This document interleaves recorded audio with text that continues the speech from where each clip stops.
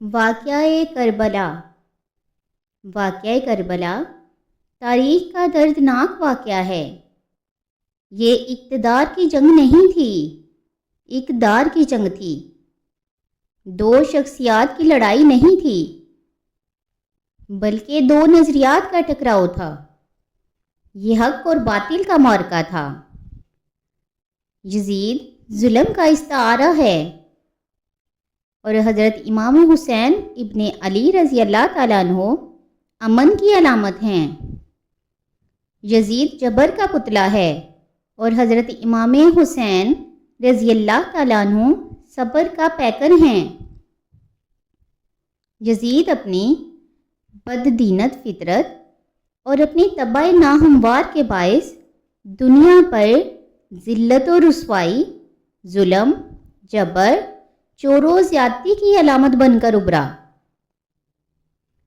اور حضرت امام حسین ابن علی رضی اللہ تعالیٰ عنہ حق و صداقت کا نشان بن کر ابھرے۔ کربلا کے تپتے ہوئے ریگزار میں حسینی اور یزیدی دو کردار سامنے آتے ہیں۔ یزید ایک ناپاک بیٹا تھا اور حضرت امام حسین رضی اللہ تعالیٰ عنہ نبی کریم علیہ الصلاۃ والسلام کی پیاری بیٹی فاطمہ کے شہزادے تھے۔ یزید اوباشوں کے جھرمٹ میں پل کے جوان ہوا تھا اور حضرت امام حسین کے تو گھر کا دروازہ بھی مسجد نبوی کے اندر کھلتا تھا۔ یزید نشے میں نمازیں چھوڑتا تھا اور حضرت امام حسین رضی اللہ تعالیٰ عنہ کی کربلا کے اندر بھی نماز تہجد کبھی قضا نہیں ہوئی۔ یزید ظلم کا دوسرا نام ہے اور حضرت امام حسین رضی اللہ تعالیٰ عنہ امن کی علامت ہیں۔ یزید نے زندگی میں صرف ایک حج کیا اور شراب کے مٹکے ساتھ لے کے گیا اور اواشوں کو بھی ساتھ لیا، لیکن حضرت امام حسین ابن علی رضی اللہ تعالیٰ عنہ نے 25 حج سواری ہونے کے باوجود پیدل ہی کیے۔ یزید حج بیت اللہ کے بعد مدینہ منورہ آیا اور شراب کی ایک مجلس برپا کی۔ حضرت امام حسین رضی اللہ تعالیٰ عنہ جب وہاں پہنچے اور شراب کی پھیلی ہوئی بدبو کو محسوس کرتے ہوئے فرمایا کہ یہ بو کیسی ہے، تو نشے میں دھت یزید بولا کہ یہ شام میں بنتی ہے، اور ایک جام منگوایا اور دوسرا جام حضرت امام حسین رضی اللہ تعالیٰ عنہ کی طرف بڑھاتے ہوئے کہا کہ یہ لیجئے، تو آپ رضی اللہ تعالیٰ عنہ نے فرمایا کہ میں اس کی طرف دیکھتا بھی نہیں ہوں۔ جب یزید کی شراب نوشی کا منظر حضرت امام حسین رضی اللہ تعالیٰ عنہ دیکھ چکے تھے تو بھلا کیسے آپ کا ہاتھ یزید کے ناپاک ہاتھ میں آتا؟ امام عالی مقام حضرت امام حسین رضی اللہ تعالیٰ عنہ کی پرورش پاک و پاک ہوئی تھی اور یزید محرمات کو حلال قرار دیتا اور شراب نوشی اس کی ہڈیوں میں رچی ہوئی تھی اور وہ شریعت کا مذاق اڑاتا تھا۔ اور حضرت امام حسین رضی اللہ تعالیٰ عنہ کی دوستیاں تو جن لوگوں سے تھیں وہ حضرت عبداللہ ابن عباس رضی اللہ تعالیٰ عنہ، حضرت عبداللہ ابن عمر رضی اللہ تعالیٰ عنہ اور حضرت عبد الرحمن بن ابو بکر رضی اللہ تعالیٰ عنہ تھے۔ یزید تو جوا کھیلا کرتا تھا۔ حضرت حسین ابن علی رضی اللہ تعالیٰ عنہ مسجد نبوی میں حضور نبی کریم علیہ الصلاۃ والسلام کے پہلوؤں میں بیٹھتے۔ زمانے نے یہ منظر دیکھا کہ سرخ رنگ کے جوڑے پہنے ہوئے حسنین کریمین حجرہ فاطمہ رضی اللہ تعالیٰ عنہ سے نکلتے ہیں۔ کم عمری کی وجہ سے کبھی گرتے ہیں، کبھی سنبھلتے ہیں، تو حضور نبی کریم علیہ الصلاۃ والسلام خطبہ ارشاد فرما رہے تھے خطبہ چھوڑ کے نبی کریم علیہ الصلوۃ والسلام نے شہزادوں کو اٹھا لیا۔ حضرت عبداللہ ابن شداد کہتے ہیں کہ نبی کریم علیہ الصلوۃ والسلام سجدے میں تھے کہ سجدہ اتنا طویل ہو گیا، ہمیں لگا کہ یا وحی کا نزول ہو رہا ہے یا اللہ تبارک و تعالیٰ کا حکم آ گیا۔ لیکن جب نظر اٹھا کے دیکھا تو حضرت حسین ابن علی رضی اللہ تعالیٰ عنہ نبی کریم علیہ الصلوۃ والسلام کی پشت پر بیٹھے ہوئے ہیں اور آقا علیہ الصلوۃ والسلام سجدے کو طول دے رہے ہیں۔ وہ منظر بھی زمانے نے دیکھا جب حضرت امام حسین رضی اللہ تعالیٰ عنہ کبھی منبر میں حضور نبی کریم علیہ الصلوۃ والسلام کے اطراف میں بیٹھتے ہیں اور حضور نبی کریم علیہ الصلوۃ والسلام کے مبارک کندھوں پہ امام حسین بیٹھے ہوئے ہیں اور حضور نبی کریم علیہ الصلوۃ والسلام کی زلفوں کو پکڑا ہوا ہے، تو حضرت عمر رضی اللہ تعالیٰ عنہ نے کہا کہ واہ واہ، کیسی سواری میسر آئی حسین ابن علی کو۔ تو نبی کریم علیہ الصلوۃ والسلام مسکرا کے کہتے ہیں کہ عمر، سواری دیکھتے ہو، سوار بھی تو دیکھو۔ حضرت اسامہ ابن زید بن حارثہ رضی اللہ تعالیٰ عنہ فرماتے ہیں، رات کا ایک پہر گزر گیا اور مجھے حضور نبی کریم علیہ الصلوۃ والسلام سے کوئی کام تھا اور میں گیا تو نبی کریم علیہ الصلوۃ والسلام تشریف لائے، تو آپ صلی اللہ علیہ وآلہ وسلم نے چادر اوڑھی ہوئی تھی اور میں نے حاجت کی تو نبی کریم علیہ الصلوۃ والسلام نے میری حاجت پوری فرما دی، اور جو چادر اوڑھی تھی وہ دونوں طرف ابھار تھے اس میں، تو میں نے پوچھا کہ چادر کے اندر کیا ہے، تو آپ صلی اللہ علیہ وآلہ وسلم نے چادر کھول دی اور میں نے دیکھا کہ ایک طرف حضرت امام حسن رضی اللہ تعالیٰ عنہ اور دوسری طرف حضرت امام حسین رضی اللہ تعالیٰ عنہ لپٹے ہوئے تھے۔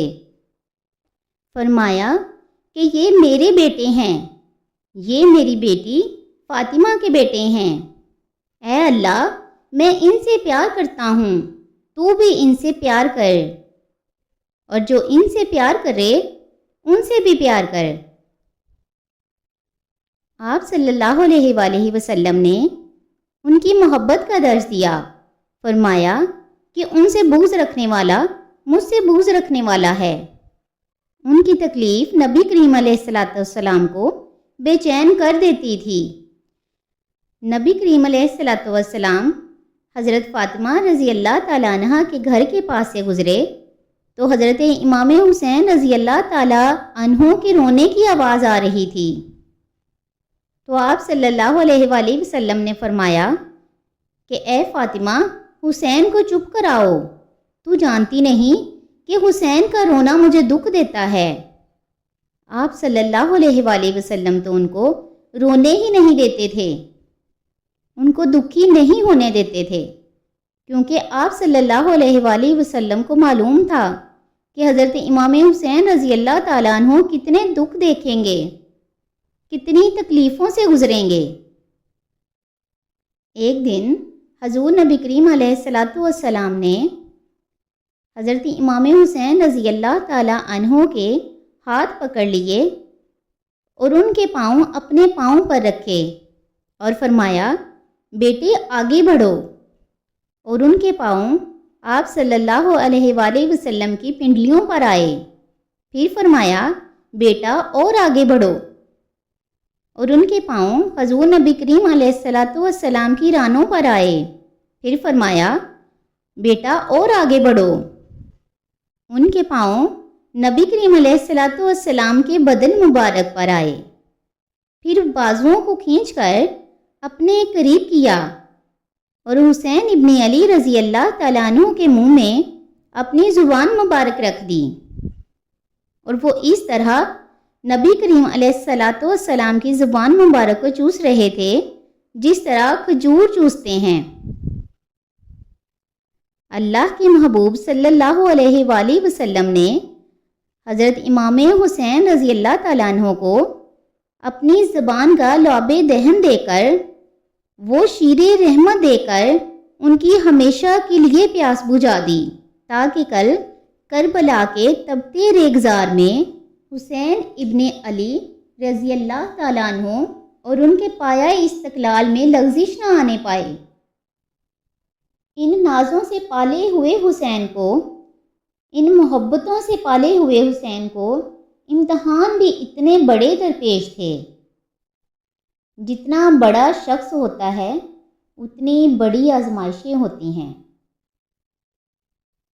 پیغمبر رحمت کی آغوش میں کھیلنے والا، حجرہ فاطمہ کا جانشین، مصلی رسول صلی اللہ علیہ وآلہ وسلم کا وارث، منبر رسول صلی اللہ علیہ وآلہ وسلم اور آپ نبی کریم علیہ الصلاۃ والسلام کی گود میں بیٹھنے والا امام حسین رضی اللہ تعالیٰ عنہ، نبی کریم علیہ الصلاۃ والسلام کے کندھوں پر سواری کرنے والا حسین رضی اللہ تعالیٰ عنہ، جس حسین کا دروازہ مسجد نبوی کے اندر کھلتا تھا اور یزید کی کرتوتوں کے چشم دید گواہ تھے۔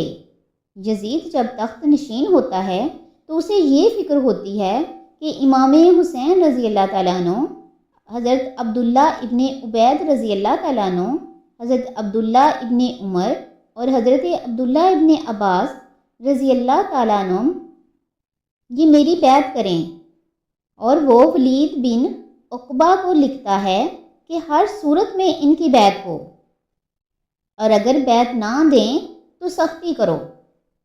حضرت امام حسین رضی اللہ تعالیٰ عنہ کو بلوایا کہ آپ کو گورنر ہاؤس میں بلایا جا رہا ہے۔ ولید بن عقبہ کا پیغام آپ رضی اللہ تعالیٰ عنہ کو پہنچتا ہے۔ آپ رضی اللہ تعالیٰ عنہ اس وقت فرماتے ہیں کہ اس وقت جو پیغام پہنچا ہے وہ خطرے سے خالی نہیں ہے۔ تو کچھ سواروں کو ساتھ لیا، کہا کہ تم لوگ دارالامارت کے باہر کھڑے رہنا، اگر میری آواز بلند ہوئی تو اندر آ جانا، ورنہ تم انتظار کرنا۔ آپ رضی اللہ تعالیٰ عنہ اندر گئے۔ ولید بن عقبہ نے مروان کو بلایا۔ مروان بن حکم یہ گورنر مدینہ ولید سے پہلے رہ چکا تھا۔ اس نے مشورہ دیا کہ سختی کی جائے۔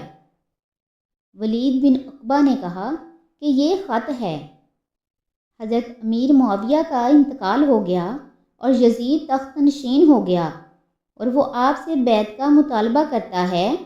حضرت امام حسین رضی اللہ تعالیٰ عنہ نے فرمایا کہ میرے جیسا شخص یوں چھپ کے بیعت نہیں کر سکتا، اور آپ رضی اللہ تعالیٰ عنہ واپس پلٹے۔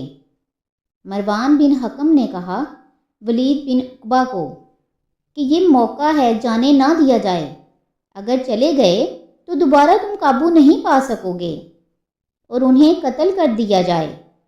حضرت امام حسین رضی اللہ تعالیٰ عنہ نے یہ بات سن لی۔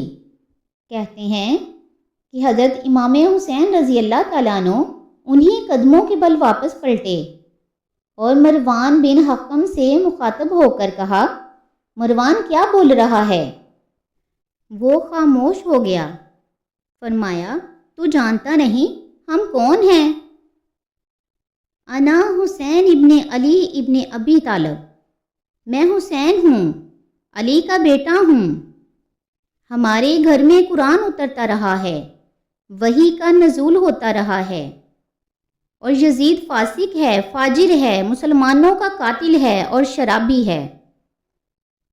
میں یزید کی بیعت سے انکار کرتا ہوں۔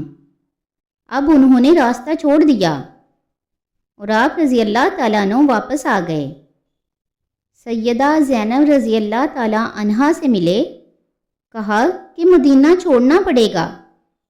فرمایا، بھیا کیا ہوا؟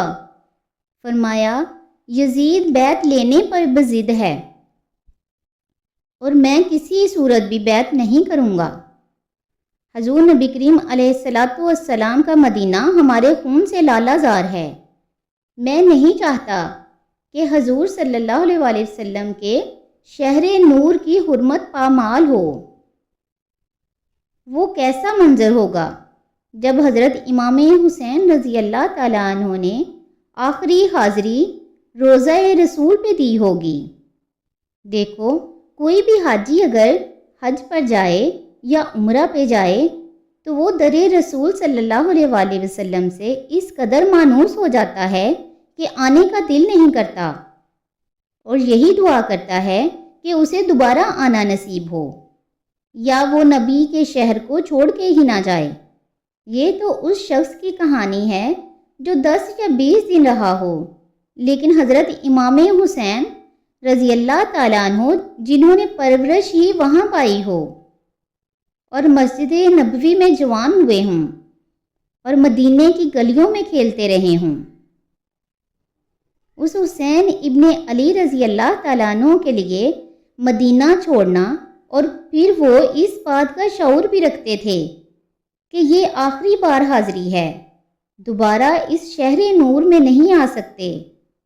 کیا قیامت ہوگی، کیا منظر ہوگا۔ محمد بن حنفیہ کے علاوہ خاندان نبوت کے جتنے لوگ تھے سب نے شہر مدینہ کو الوداع کہا، اور رات کے موقع میں مدینہ منورہ کو چھوڑ کر مکہ کی طرف عازم سفر ہوئے۔ پیر شعبان المعظم کو مکہ مکرمہ پہنچ گئے۔ ادھر کوفیوں کے خطوط آنے شروع ہو جاتے ہیں۔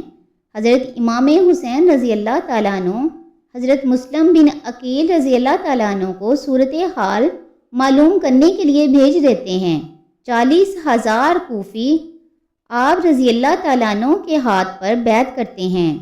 ادھر 25 پیدل حج کرنے والے امام حسین رضی اللہ تعالیٰ عنہ 8 ذی الحج کو احرام باندھتے ہیں، لیکن آپ رضی اللہ تعالیٰ عنہ کو پتہ چلتا ہے کہ حاجیوں کے روپ میں تو قاتل چھپا دیے گئے ہیں، تو آپ رضی اللہ تعالیٰ عنہ اس احرام کو حج کی بجائے عمرے میں تبدیل کرتے ہیں اور کوفے کی جانب عازم سفر ہوتے ہیں۔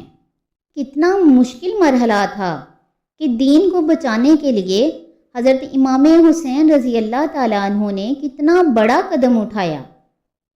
آپ رضی اللہ تعالیٰ عنہ کے احباب روکتے ہیں کہ حضرت نہ جائیے، کوفی کبھی وفا نہیں کرتے۔ آپ رضی اللہ تعالیٰ عنہ کے والد کو وہاں شہید کیا گیا، لیکن آپ رضی اللہ تعالیٰ عنہ ایک فرض کو نبھانے جا رہے ہیں۔ حضرت امام حسین رضی اللہ تعالیٰ عنہ یہاں سے چلتے ہیں، ابھی راستے میں ہی پہنچتے ہیں کہ یہ خبر آتی ہے کہ کوفے والوں نے بے وفائی کر دی، حضرت مسلم بن عقیل کو شہید کر دیا گیا، نعمان بن بشیر کو معزول کر دیا گیا، ابن مرجانہ ابن زیاد وہاں معین کر دیا گیا۔ جو سخت گیر شخص تھا اس نے لوگوں کو ڈرایا دھمکایا اور کوفے کے لوگوں کے دل بدل دیے اور وہ بیعت توڑنے لگے۔ جب امام نماز کے لیے کھڑے ہوئے تو 40,000 افراد حضرت امام حسین رضی اللہ تعالیٰ عنہ کے پیچھے کھڑے تھے، لیکن جب سلام پھیرا تو حضرت امام حسین رضی اللہ تعالیٰ عنہ نے دیکھا کہ پیچھے لوگ نہیں ہیں۔ پھر لوگوں نے اپنے دروازے بھی بند کر لیے۔ رات کی تنہائیاں ہیں اور حضرت مسلم بن عقیل کو کوئی پناہ دینے والا نہیں ہے۔ لوگوں نے دروازے تک بند کر لیے کہ کہیں ہمارے گھر میں نہ آ جائیں اور ہم مشقت اور حکومتی تشدد کا شکار نہ ہو جائیں۔ کتنا دردناک لمحہ ہوگا حضرت مسلم بن عقیل کے لیے، اور پھر حضرت مسلم بن عقیل بے دردی سے شہید کر دیے جاتے ہیں۔ امام علی مقام رضی اللہ تعالیٰ عنہ ابھی راستے میں ہیں کہ آپ رضی اللہ تعالیٰ عنہ کو خبر ملتی ہے کہ حضرت مسلم بن عقیل شہید کر دیے گئے اور بڑی بے دردی سے شہید کیے گئے۔ وہ جنہوں نے خط لکھے تھے کہ ہم آپ کے ساتھ ہیں اور ہم منتظر ہیں، آپ کے قدموں کی چاپ سننے کے لیے بیتاب ہیں، آج انہوں نے بیعتیں توڑ دیں۔ 40,000 کوفی منحرف ہو گئے۔ مسجد کوفہ کا وہ منظر کس قدر تڑپا دینے والا تھا، جو مسلم بن عقیل اور خاندان نبوت کے ساتھ اہل کوفہ نے کیا۔ حضرت امام حسین رضی اللہ تعالیٰ عنہ کو احبا نے، دوستوں نے، ساتھیوں نے، عزیزوں نے کہا کہ حضرت اب حالات یکسر تبدیل ہو گئے ہیں، اب ہمیں واپس پلٹ جانا چاہیے۔ تو حضرت امام حسین رضی اللہ تعالیٰ عنہ کافی سوچ بچار میں رہے۔ پھر اس کے بعد آپ نے فیصلہ کیا کہ ہم آگے بڑھیں گے۔ دوستوں نے کہا کہ حضرت اگر آپ آگے بڑھیں گے تو لگتا ہے کہ وہ اچھا نہیں کریں گے اور آپ بچوں کے سامنے پیاسے شہید کر دیے جائیں گے۔ تو حضرت امام حسین رضی اللہ تعالیٰ عنہ نے وہاں ایک خطبہ ارشاد فرمایا کہ لوگو، تم مجھے بتا رہے ہو، مجھے اچھی طرح معلوم ہے، کیونکہ حضرت امام حسین کی شہادت کی خبر آپ رضی اللہ تعالیٰ عنہ کے پیدا ہوتے ہی خاندان نبوت میں عام تھی۔ حضور علیہ السلام کو یہ خبر حضرت جبریل امین علیہ السلام نے بتائی تھی جب حضرت حسین ابن علی رضی اللہ تعالیٰ عنہ کے ساتھ نبی کریم علیہ السلام محبت کر رہے تھے۔ تو جبریل امین نے آ کر آپ صلی اللہ علیہ وآلہ وسلم کو بتایا تھا کہ نبی کریم علیہ السلام آپ کا یہ بیٹا عرض تپ میں شہید کر دیا جائے گا، اور کربلا کی مٹی لا کے حضور نبی کریم علیہ السلام کو دی، اور سلمہ کو آپ صلی اللہ علیہ وآلہ وسلم نے عطا کر دی۔ حضرت سلمہ کہتی ہیں کہ ایک دن میں سوئی تو خواب میں دیکھا کہ نبی کریم علیہ السلام کے مبارک بال بکھرے ہوئے ہیں اور سخت پریشان ہیں۔ تو میں نے کہا کہ حضور آپ کی یہ حالت کیسی ہے؟ تو نبی کریم علیہ السلام کے ہاتھ میں ایک شیشی ہے جس کے اندر خون ہے۔ تو میں نے کہا حضور یہ کیا؟ تو آپ صلی اللہ علیہ وآلہ وسلم نے فرمایا کہ میں قتل گاہ حسین سے آ رہا ہوں اور یہ ابن علی کا خون ہے۔ تو کہا 10 محرم کا یہ دن تھا اور دوپہر کا یہ منظر تھا۔ میں آرام کر کے اٹھی، جب میں نے دیکھا تو وہ شیشی جس میں کربلا کی مٹی رکھی تھی وہ خون بن چکی تھی۔ اس طرح یہ خبر پہلے ہی دی گئی تھی، یہ بتا دیا گیا تھا۔ حضرت امام حسین رضی اللہ تعالیٰ عنہ نے فرمایا میرے دوستو، جو مجھے بتا رہے ہو میں اس سے بے خبر نہیں ہوں، یہ سب کچھ ہونے والا ہے، مگر اس کے باوجود میں کیوں جا رہا ہوں؟ تو آپ رضی اللہ تعالیٰ عنہ کا ایک تاریخ ساز جملہ ہے۔ آپ نے فرمایا میں اس لیے جا رہا ہوں قیامت تک ظلم، جبر اور نا انصافی کے خلاف کھڑے ہونے والوں کے لیے کوئی نمونہ تو ہو۔ حضرت امام حسین رضی اللہ تعالیٰ عنہ کی زندگی قیامت تک کے لیے ظلم، جبر، ناانصافی اور استحصالی نظام کے خلاف کھڑے ہونے والوں کے لیے نمونہ ہے۔ تو حضرت امام حسین رضی اللہ تعالیٰ عنہ نے حق اور باطل کے درمیان ایک سرخ لکیر کھینچ دی، وہ بھی اپنے خون سے۔ اب ہمارے لیے حق اور باطل کے درمیان فرق کرنا مشکل نہیں ہے۔ آپ نے حدود بالکل واضح فرما دیں۔ اب وقت کے ہر یزید کا چہرہ آسانی سے پہچانا جا سکتا ہے۔ یہ معرفت کی پہچان کس نے کروائی؟ حضرت امام حسین ابن علی رضی اللہ تعالیٰ عنہ نے۔ ان سب کے باوجود آپ رضی اللہ تعالیٰ عنہ آگے بڑھے اور کربلا کی زمین پر خیمہ زن ہو گئے۔ 7 محرم کو پانی بند کر دیا گیا۔ پانی بند ہوا تو کھانا بھی میسر نہ تھا، لیکن اکثر ذکر صرف پانی ہی کا ہوتا ہے، کیونکہ کھانے کے بغیر تو انسان کئی دن تک رہ سکتا ہے، لیکن پانی کے بغیر گزر نہیں ہو سکتا۔ فرات کی نہر سامنے موجوں کے ساتھ چمک رہی ہے، لیکن ایک قطرہ آب بھی آلِ رسول صلی اللہ علیہ وآلہ وسلم کو نہیں دیا جا رہا۔ کائنات میں ایسے انوکھے امتحان بھی ہوتے ہیں کہ جو وارث ہوں ساقیے کوثر کے اور مالک ہوں حوض کوثر کے، اور ایک بوند پانی کی بھی میسر نہ ہو۔ یہ صبر کا امتحان ہے، عزیمت کا امتحان ہے۔ حضرت امام حسین رضی اللہ تعالیٰ عنہ خیمہ زن ہو گئے۔ 3 دن تک پانی بند رہتا ہے۔ 9 محرم کو رات کی تنہائی میں حملہ آور ہونا چاہتے تھے وہ لوگ، تو آپ رضی اللہ تعالیٰ عنہ نے کہا کہ ہمیں اللہ کے حضور عبادت اور ذکر کے لیے وقت دیا جائے۔ ساری رات اللہ کے ذکر میں گزرتی ہے، عبادات میں گزرتی ہے۔ رات کے اندھیرے میں آپ رضی اللہ تعالیٰ عنہ چراغ بجھا دیتے ہیں اور اپنے ساتھیوں سے کہتے ہیں کہ ان کی دشمنی میرے ساتھ ہے، ان کو میرا خون چاہیے۔ اگر تم جانا چاہتے ہو تو رات کی تاریکی میں نکل جاؤ، تو میں تم سے کوئی مواخذہ نہیں کروں گا، اور یہ بھی تمہارا پیچھا نہیں کریں گے، اس لیے ان کا مطلوب تم نہیں ہو، میں ہوں۔ جب چراغ جلایا تو کوئی بھی نہیں گیا تھا۔ ایک ساتھی نے کھڑے ہو کر کہا کہ اگر ہمارے بدن کو 70 بار بھی کاٹا جائے تب بھی آپ کا ساتھ نہیں چھوڑیں گے۔ 70 سال بوڑھے حبیب بن مظاہر کہتے کہ حضور آپ کو چھوڑ کر جائیں تو کہاں جائیں؟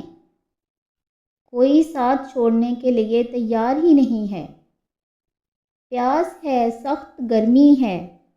72 افراد اور خاندان کی خواتین میدان کربلا میں خیمہ زن ہیں۔ دوسری طرف لشکر یزید 22,000 یا ایک روایت میں 30,000 کی ہے۔ ان صرف 72 پیاسے لوگوں کے لیے اتنے افراد کو جمع کرنے کا مقصد خوف زدہ کرنا تھا۔ شرط ایک ہی تھی، یزید کی بیعت کرنا تھا۔ محاصرہ ختم ہو جائے گا، پانی دستیاب ہوگا، اعزاز و اکرام سے نوازا جائے گا، خزانوں کے منہ کھول دیے جائیں گے، لیکن حسین ابن علی رضی اللہ تعالیٰ عنہ کہتے تھے سب کچھ لٹ جائے، باطل کے ہاتھ پہ ہاتھ نہیں رکھوں گا۔ اللہ اکبر۔ پھر صبح طلوع ہوتی ہے۔ عاشور کا دن تھا۔ سورج پوری طرح گرمی برسا رہا تھا۔ خاندان نبوت کا امتحان لوگوں نے دیکھنا تھا۔ نبی کریم علیہ السلام کے نواسے کا امتحان ہے۔ حسین ابن علی رضی اللہ تعالیٰ عنہ فرماتے ہیں کہ میں نے تمہارا کچھ نہیں بگاڑا، کسی کا خون نہیں کیا، میں نے کوئی زیادتی نہیں کی، تم کیوں میرے قتل کے در پہ ہو؟ تم جانتے نہیں کہ میں کون ہوں؟ میں تمہارے نبی کا نواسا ہوں، نبی اکرم صلی اللہ علیہ وآلہ وسلم کے مقدس کندھوں پر کھیلتا رہا ہوں، لیکن ان باطلوں کے دلوں پر کوئی چیز اثر انداز نہیں ہوئی۔ ایک حر تھا کہ اللہ اس کے دل میں نرمی ڈال دیتا ہے۔ پہلے وہ امام حسین رضی اللہ تعالیٰ عنہ کو گھیر کے لے کر آتا ہے، لیکن پھر وہ قافلہ یزید سے قافلہ حسین کی طرف آ جاتا ہے۔ امام حسین رضی اللہ تعالیٰ عنہ فرماتے ہیں کہ دنیا میں بھی تم حر ہو اور آخرت میں بھی حر ہو۔ باقی 22,000 کا لشکر امام حسین رضی اللہ تعالیٰ عنہ کے قتل کے در پہ ہے۔ حضرت امام حسین رضی اللہ تعالیٰ عنہ کے گھر کی خواتین اور خصوصاً بچے پیاس کی شدت میں حلق خشک ہیں۔ حضرت سکینہ تڑپ کے اپنے باپ سے کہتی ہیں کہ مجھ سے 6 ماہ کے علی اصغر کی پیاس نہیں دیکھی جا رہی۔ آپ رضی اللہ تعالیٰ عنہ بچے کو ہاتھوں پہ اٹھاتے ہیں اور نہر فرات کے کنارے پہنچ کر فرماتے ہیں کہ تمہارا معاملہ میرے ساتھ ہے، اس 6 ماہ کے بچے نے تمہارا کچھ نہیں بگاڑا، اور چلو بھر کے اس کا حلق سیراب کرنا چاہتے ہیں کہ ایک 2 شاخہ تیر آتا ہے جو حضرت علی اصغر کے گلے کو چیرتا ہی چلا جاتا ہے۔ حضرت امام حسین حضرت علی اصغر کے گلے کا خون ہاتھوں میں لے کر فرماتے ہیں کہ مالک یہ قربانی بھی قبول فرما۔ آپ رضی اللہ تعالیٰ عنہ خیمے کی طرف بڑھتے ہیں، لیکن زبان پہ شکایت نہیں ہے۔ اب خیموں کی طرف آنا سیدہ زینب رضی اللہ تعالیٰ عنہ ام رباب شہر بانو حضرت سکینہ سلام اللہ علیہا کا سامنا کرنا آسان کام نہیں تھا، لیکن آپ علیہ السلام آتے ہیں اور شہزادے کو خیمے کے قریب رکھ کر کہتے ہیں کہ یہ حوض کوثر سے سیراب ہو گیا۔ کوہرام مچ جاتا ہے خیموں میں، وہ منظر کیسے بیان ہو سکتا ہے؟ ادھر لشکر یزید حملے کے لیے بلا رہے ہیں کہ جوان بیٹے کو حضرت امام حسین میدان میں بھیج رہے ہیں، اور حضرت علی اکبر جب گھوڑے کی زین سے نیچے گرتے ہیں اور باپ کو آواز دیتے ہیں، اور حضرت امام حسین رضی اللہ تعالیٰ عنہ آگے جا کے بیٹے کی لاش کو اٹھاتے ہیں، 18 سال کے بیٹے کی لاش کو اٹھا کے خیموں تک لاتے ہیں اور ہاتھ پھیلا کر کہتے ہیں مالک حسین کی یہ قربانی بھی قبول فرما لے۔ کبھی قاسم بن حسن کی لاش اٹھا کے لاتے ہیں، کبھی اونو محمد کی لاشیں اٹھا کے لاتے ہیں، بھتیجوں کی، بھانجوں کی، بھائی عباس کے کٹے ہوئے بازو کی اور زخموں سے چدا ہوا لاشا۔ کیا کیا قیامتیں تھیں جو ایک کربلا کے صرف ایک میدان میں نہیں توڑی گئیں۔ حضرت امام حسین رضی اللہ تعالیٰ عنہ پر دکھ پہ دکھ، تکلیفوں پہ تکلیفیں، اب 71 لاشیں اٹھا کے خیموں تک پہنچا چکے تھے۔ ادھر پھر مبارزت کی دعوتیں دی جا رہی ہیں کہ آؤ میدان عمل میں آؤ، دیر کیوں کر رہے ہو؟ رسول اللہ صلی اللہ علیہ وآلہ وسلم کا حرم، رسول اللہ صلی اللہ علیہ وآلہ وسلم کی شہزادیاں جو نازوں میں پلی تھیں، آج مصیبتوں کے پہاڑ ٹوٹ گئے۔ حضرت امام حسین رضی اللہ تعالیٰ عنہ کبھی شہر بانوں کو، کبھی ام رباب کو دلاسے دیتے ہیں، کبھی حضرت زینب کو کہتے ہیں۔ حضرت زینب کربلا کے اس میدان میں بڑے حوصلے کے ساتھ اپنے بھائی کے ساتھ کھڑی ہیں، اپنے 2 بیٹے راہ خدا میں پیش کیے، لیکن سیدہ زینب رضی اللہ تعالیٰ عنہ جس جرت کے ساتھ، جس ہمت کے ساتھ اس سارے منظر کو حوصلے کے ساتھ برداشت کرتی رہیں، وہ حوصلہ یقیناً حضرت زینب سلام اللہ علیہا کا ہی ہے۔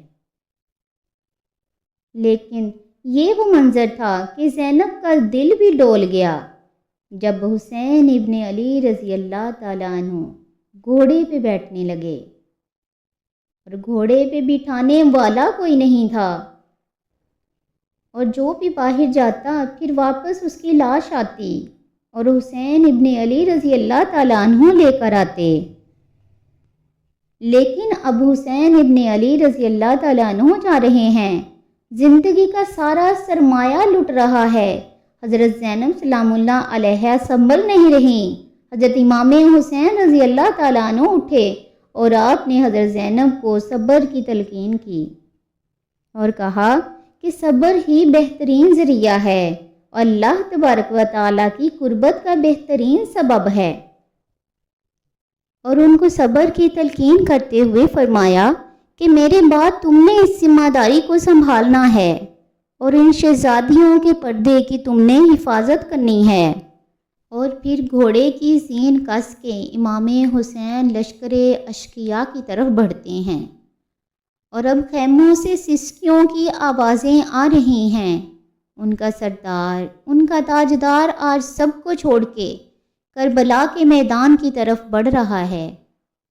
جرم کیا کیا، قصور کیا تھا، کیا زیادتی کی کہ آج نیزوں کے مقابلے میں ہے۔ 22,000 کا لشکر امام حسین رضی اللہ تعالیٰ عنہ پر ٹوٹ پڑتا ہے۔ آپ رضی اللہ تعالیٰ عنہ پھر فرماتے ہیں کہ میں نے کسی کا خون نہیں بہایا، پھر تم میرے خون کے در پہ کیوں ہو؟ نہ میں نے کسی کو ناحق قتل کیا۔ تم جانتے نہیں ہو میں کون ہوں، میں تمہارے نبی کا نواسا ہوں۔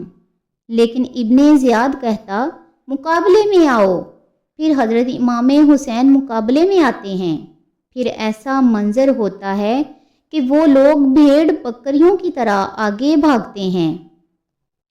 71 زخم سینے کے لیے شجاعت کا یہ پیکر جب میدان میں آتا ہے، آواز یہ آتی ہے کہ یہ کون سی وقار ہے، پھر چاند بادلوں میں گر جاتا ہے۔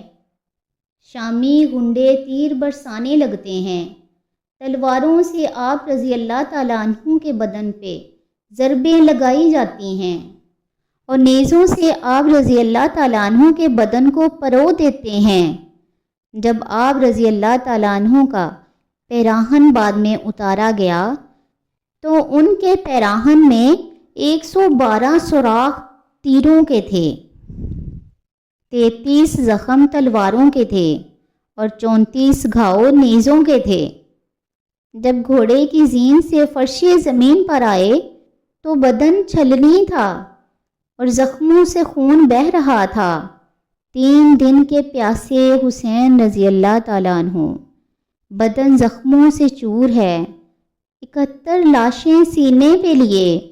شہزادیوں کے پردے کا خیال دل میں الگ ہے، لیکن گھوڑے کی زین سے جب فرش زمین پر امام حسین رضی اللہ تعالیٰ عنہ آتے ہیں، زبان پہ ہائے نہیں ہے، چیخو پکار نہیں ہے، آتے ہی پیشانی سجدے میں رکھ کر پکارتے ہیں، مالک گھر لٹا کے، بچے لٹا کے، خاندان سب قربان کر کے، اپنے بدن کو زخموں سے چھلنی کروا کے، تیروں اور نیزوں سے بدن چھلنی کروا کے، سر جھکا کے یہ قرار کرتا ہوں کہ حسین تیری تقدیر پہ راضی ہے۔ مالک تو بھی بتا کہ تو بھی حسین سے راضی ہوا ہے کہ نہیں۔ حضرت حسین ابن علی رضی اللہ تعالیٰ عنہ کا سر تب کاٹا گیا جب آپ رضی اللہ تعالیٰ عنہ سجدے میں جھکے ہوئے تھے۔ یزید نے کہا میں بیعت ہی لوں گا۔ امام حسین رضی اللہ تعالیٰ عنہ نے کہا کہ میں کبھی بھی نہیں بیعت دوں گا۔ سر کٹ سکتا ہے، جھک نہیں سکتا۔ سر کاٹ کے نیزے کی نوک پہ چڑھا دیا گیا اور یہ زبان کا اعلان تھا کہ ہم جیت گئے اور حسینی ہار گئے۔ لشکر یزید میں نعرے بجنے لگے کہ ہم جیت گئے، دیکھو امام حسین شہید کر دیے گئے، اور سر کاٹ کے نیزے کی نوک پہ چڑھایا گیا۔ لیکن لشکر یزید سے آواز آئی کہ یہ کیسا سر ہے کہ کٹ کے بھی سر بلند ہی ہے، کٹ گیا پھر بھی اونچا ہے، یہ سر سجدے میں کٹا ہے، عبادت کی حالت میں کٹا ہے۔ حضرت امام حسین رضی اللہ تعالیٰ عنہ آج بھی سجدے میں ہیں۔ یہ تھا حضرت امام حسین ابن علی رضی اللہ تعالیٰ عنہ کا سجدہ۔ ساری زندگی رب کے حضور سجدہ قضا نہیں ہونے دیا۔ آج پانی نہ ملے تو تیمم کر لیتے ہیں، لیکن حضرت امام حسین نے خون کو اوڑھ کے اپنی پیشانی اپنے مالک کے دربار میں جھکا کے عظیمت کی انوکھی داستان رقم کر دی کہ صدیاں گزرنے کے بعد بھی ان کی یادوں کے چراغ روشن ہیں۔ جب حضرت امام حسین رضی اللہ تعالیٰ عنہ اور ان کے ساتھیوں کو شہید کر دیا گیا تو ان کے سروں کو نیزوں کی نوک پر چڑھا دیا گیا اور 10 سواروں کو ابن سعد نے کہا کہ ان کو روند دو، اور گھوڑوں کی ٹاپوں تلے ان کو روندا گیا اور ان کی ہڈیاں چور چور ہو گئیں۔ قیامت کا منظر تھا۔ یزید کا صرف یہی بد کرداری کا مرحلہ نہیں تھا۔ اس کربلا کے صحرا کے اندر یزید نے جس طرح امام حسین رضی اللہ تعالیٰ عنہ کو شہید کیا اور حضرت امام حسین رضی اللہ تعالیٰ عنہ کے خاندان کو شہید کیا، جب مدینہ منورہ پر یزید نے مسلم بن عقبہ کو مقرر کیا، اس کو کہا کہ 3 دن تک مدینہ کا حرم تم پر حلال ہے، جو چاہے تم کرنا، اور شامی فوجوں کو اجازت دو گے، تو وہاں بھی انہوں نے 10,000 تابعین اور 700 صحابہ کو شہید کیا۔ حضرت ابو سعید خدری گھر سے باہر نکلے تو انہوں نے حضرت ابو سعید خدری کو پکڑ لیا. کہا کہ تم کون ہو؟ کہا مجھے ابو سعید خدری کہتے ہیں. تو کہتے ہیں ہاں تمہارا نام سنا ہے. تو آپ کو داڑھی سے پکڑ کر کھینچا اور کہا کہ جو تمہارے پاس ہے ہمیں دے دو. تو آپ نے کہا کہ میرے پاس تو کچھ بھی نہیں ہے، میں تو فقیر سا آدمی ہوں. تو ان کے گھر ان کو لے گئے. 2 کبوتر انہوں نے رکھے تھے. حضرت ابو سعید خدری نے 2 کبوتر رکھے تھے، وہ ان کبوتروں کو ہی لے گئے.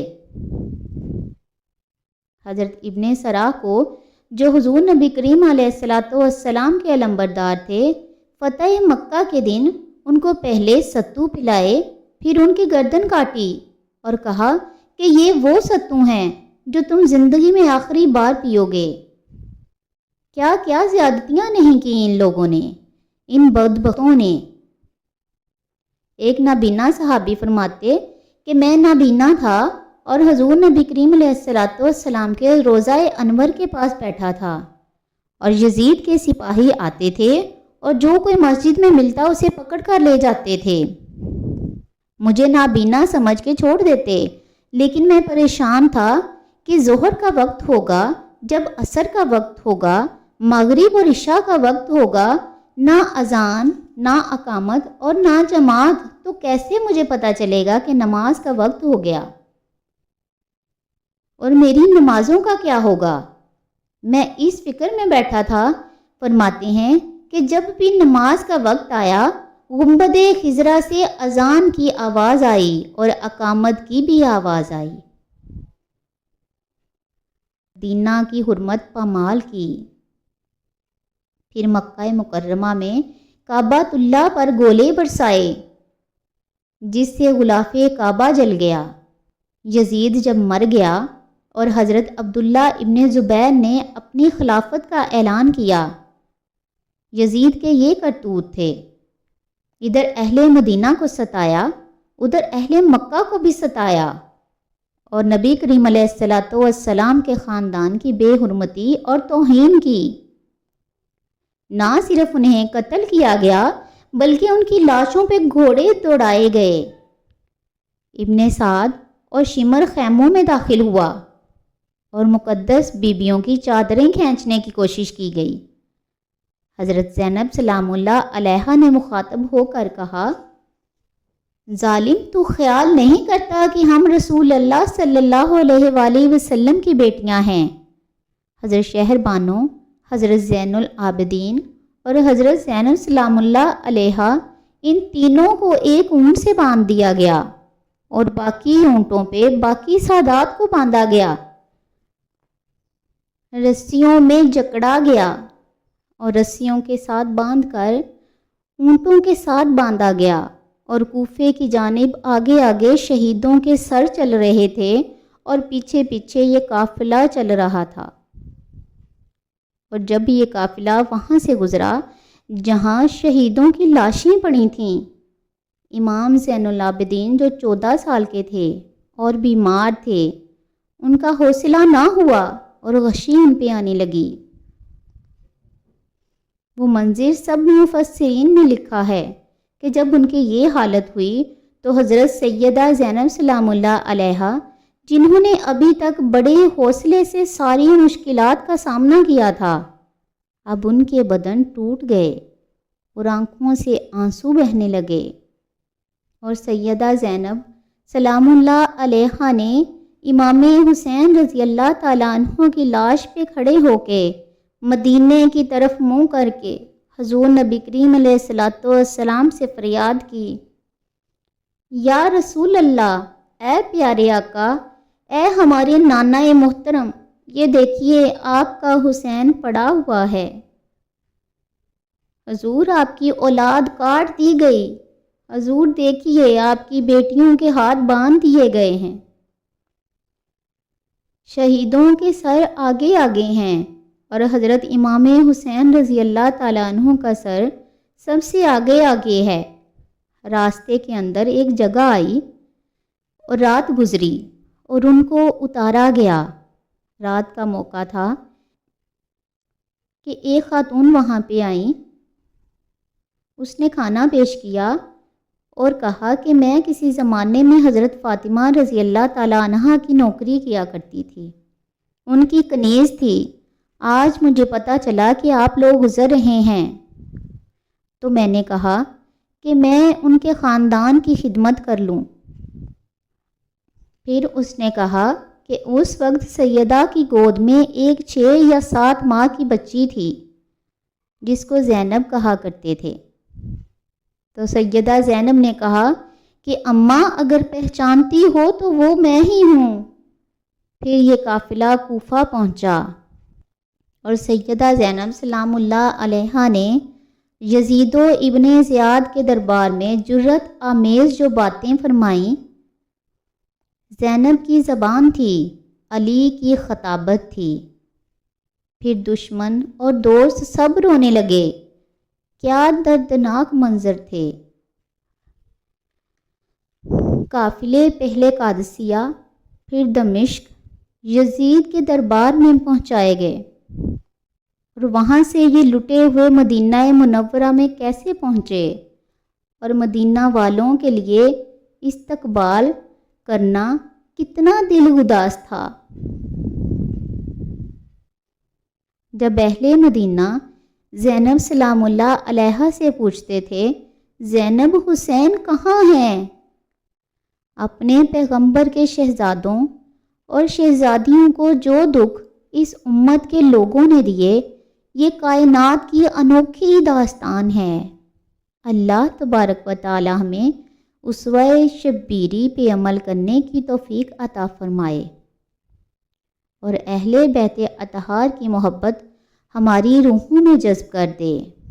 آمین ثم آمین۔ اے حسین ابن علی تم پہ لاکھوں سلام، نازش آل نبی تم پہ لاکھوں سلام، تم پہ لاکھوں رحمتیں لاکھوں سلام، اے شہیدان محبت کے امام، تم پہ لاکھوں کروڑوں کروڑوں سلام۔